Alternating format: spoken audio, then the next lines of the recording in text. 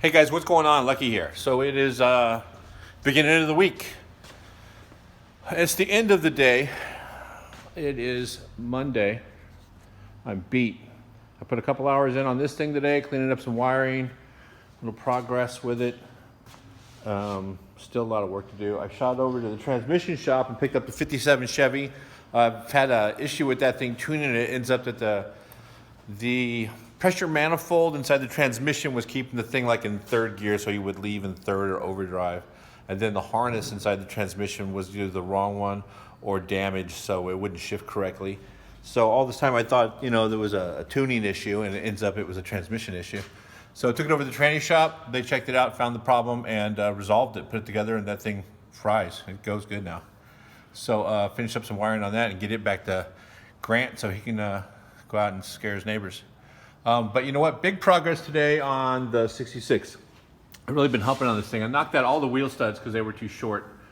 The issue is this is a Right Stuff rear disc brake kit. The customer purchased it and had it shipped here. And the problem was when I put the whole thing together, the inner brake pad would not fit between the mounting plate and the caliper. So basically I couldn't put the rotor on. I'd have to remove the inner brake pad. So then all this time I was thinking, okay, maybe somebody swapped the axles out of this thing or who knows what, something to that effect.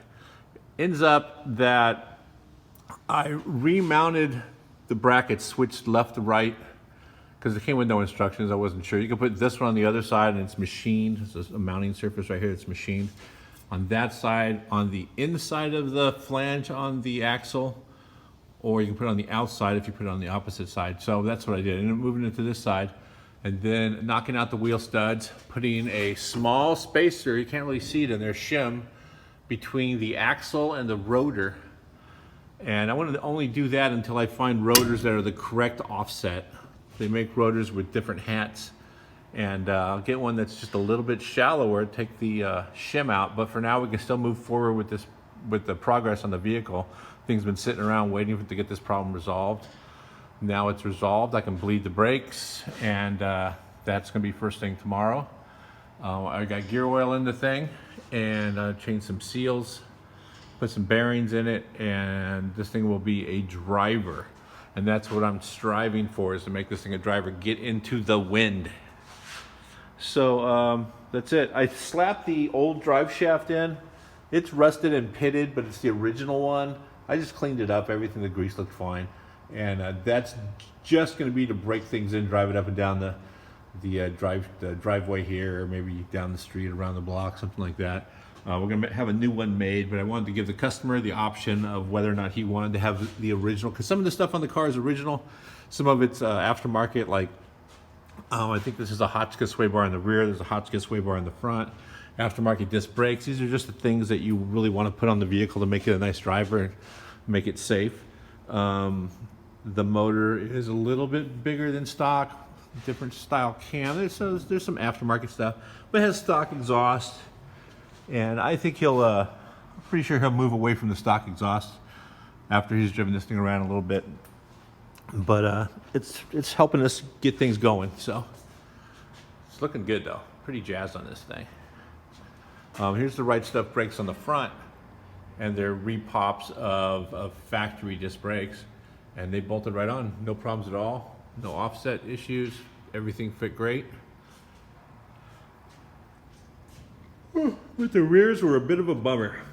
So got the front sheet metal back off of it. Tomorrow I will bleed the brakes, make sure this thing has a paddle all the way around, and then put the tires on it, put it on the ground. Then I'm going to refit the fenders with no wheel wells, bolt everything up, line it all up. Then I have a lower patch panel. I will clearance all these old pieces out of the old fender, but leave this reinforcement there just so I can get the size and fitment and everything. And then once I get the outer skin put on, before I tack it down here, I'll cut this out because we have a new reinforcement for it. And that way we'll still have most of the original fender. And then this thing will be a door slammer. Start putting the windows in it, making some noise. So pretty excited about the progress on that. That's really about it.